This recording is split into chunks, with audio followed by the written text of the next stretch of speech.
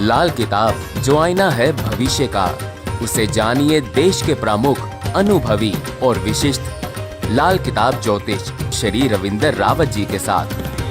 Complete लाल किताब course सीखिए online अपनी सुविधा अनुसार अपनी पसंद के टाइम पर। स्पेशल डिस्काउंट के लिए या और जानकारी के लिए विजिट करें onlineastro.net।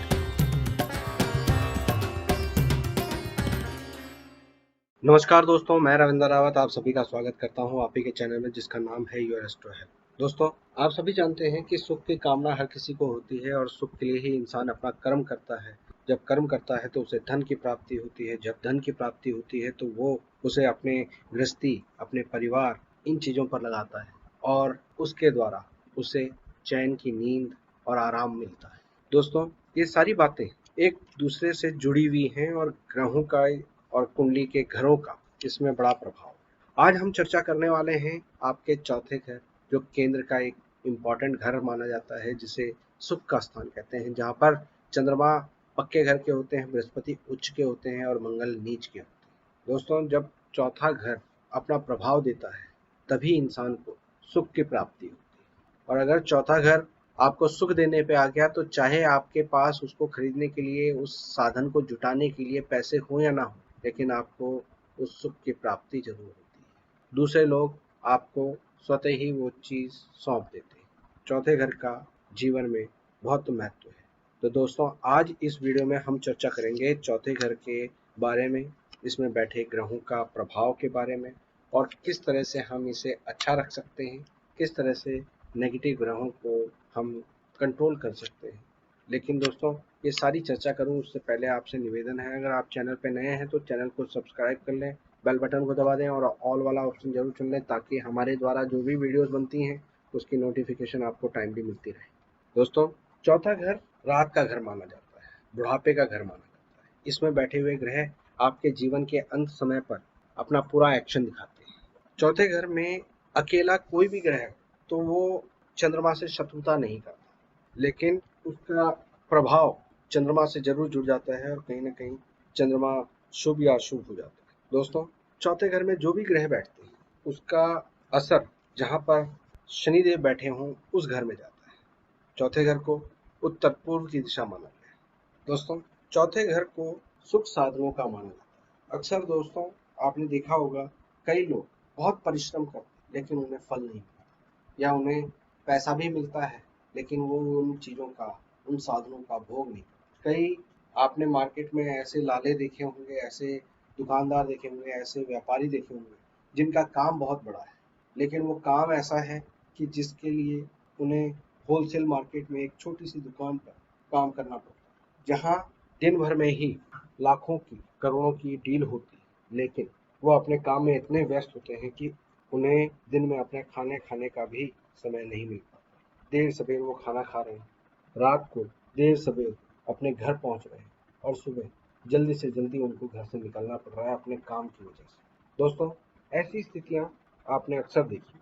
उनका घर बार बहुत बड़ा है, घर में ठाट बाट पूरे हैं, किसी चीज़ की, किसी सुख साधन की कमी नहीं, लेकिन अच्छी घोड़ा गाड़ी होने के बावजूद वो अपने कार्य क्षेत्र तक, अपनी दुकान तक गाड़ी नहीं ले जा सकता, क्योंकि वो ऐसी संकरी गलियां हैं जहाँ पर उसका पहुँचना संभव नहीं।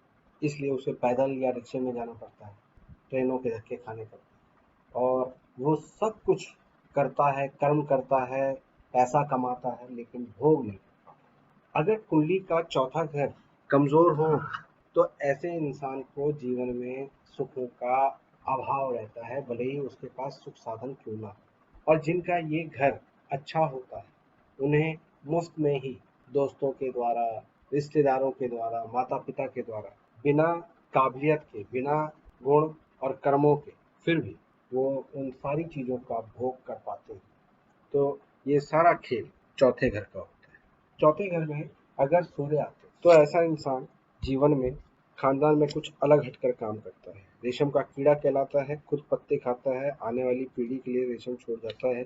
लेकिन दोस्तों, ऐसे लोगों को जितना अपने माता पिता की सेवा करें उतना अच्छा होता है। ऐसे लोग अपने इमोशंस को छोड़ते हुए अगर काम धंधे के लिए उनको घर से दूर जाना पड़ता है तो उन्हें कर लेना चाहिए। और घर में बकरी, तोता, इन चीज़ों को नहीं पालना चाहिए। दोस्तों, चंद्रमा अगर चौथे घर में हो तो ऐसे लोगों को कंजूस नहीं बनना चाहिए। ऐसे लोग दूध का दान करते रहते हैं तो वृद्धि मिलती है, लेकिन कभी भी दूध का व्यापार ना करें, दूध को बेचें नहीं। कपड़े के व्यापार इन्हें फायदा देता है और जब तक माता की सेवा करते हैं तब तक इनका भाग्य जागा रहता है। दोस्तों, मंगल चौथे घर में नीच के खिलाते हैं। अगर ऐसे लोग मुफ्त में उपदेश दूसरों को नसीहत देना शुरू कर देते हैं तो उनकी बर्बादी शुरू हो जाती है। मामा के साथ, अपने ननिहाल वालों के साथ जितना लड़ाई झगड़ा इन चीज़ों में करते हैं उतना ही इनका मंगल नेगेटिव प्रभाव देता है। दोस्तों, जब बुध चौथे घर में हो तो इसे राजयोग कारक कहा गया है, लेकिन ये माता के लिए कष्टकारी होता है। 34 की उम्र के बाद ऐसे लोगों का भाग्य उदय होता है। व्यापार करके ऐसे लोग बहुत ज़्यादा तरक्की पाते हैं, लेकिन बकरी, तोता, पक्षी, इन चीज़ों का व्यापार करना इनके लिए नुकसानदायक होता है। ऐसे लोगों को वहमों में नहीं पड़ना चाहिए। ज़्यादा तंत्र, पूजा पाठ, ढोंग ढकोसले, इन चीज़ों से दूर रहना चाहिए। अंधविश्वास को अपने ऊपर हावी नहीं होने देना चाहिए। दोस्तों, बृहस्पति अगर चौथे घर में होते हैं तो ये उच्च के कहलाते हैं। ऐसे लोग अचानक धन प्राप्त करते हैं। सिंचाई के काम ऐसे लोगों को सूट करते हैं। ऐसे लोग बड़े घर में पैदा होते हैं और बड़े नाम शोहरत को प्राप्त करते हैं, लेकिन नशा करना इनके लिए जहर के समान हो जाता है। दोस्तों, शुक्र की बात करें, शुक्र चौथे घर में धनाढ्य बना देता है। संतान, स्त्री, इन सब का सुख देता है, लेकिन जितना अपना चरित्र ठीक रखेगा उतना ही उसके लिए सुख का शुभ प्रभाव मिलेगा। शादी के शुरुआती 4 साल में कुछ परेशानियां आ सकती हैं और शादी के बाद दूसरी स्त्री की तरफ झुकाव बढ़ सकता है। ऐसा करना आपके लिए नेगेटिव प्रभाव देगा। दोस्तों, दही का दान करते रहना चौथे शुक्र के लिए बहुत शुभ है। शनि चौथे घर में ऐसा सांप है जो अपना जहर छोड़ चुका होता है, वो काटने वाला सांप रहता है। ऐसे इंसान को कभी भी मकान बनवाना नहीं चाहिए, रात को दूध नहीं पीना चाहिए और नेकी रहमदिली से काम नहीं करना चाहिए। जितना ऐसा इंसान चुस्त चालाक रहता है उतना कामयाबी मिलती है। दवाई, मार्बल, रंग रोगन का काम ऐसे लोगों को बहुत ज़्यादा सूट करते हैं। राहु कुंडली के चौथे घर में हो तो धर्मी कहलाता है। यहाँ पर कसम खाकर बैठता है कि वो गलत नहीं करेगा अगर उसे ना छेड़ा।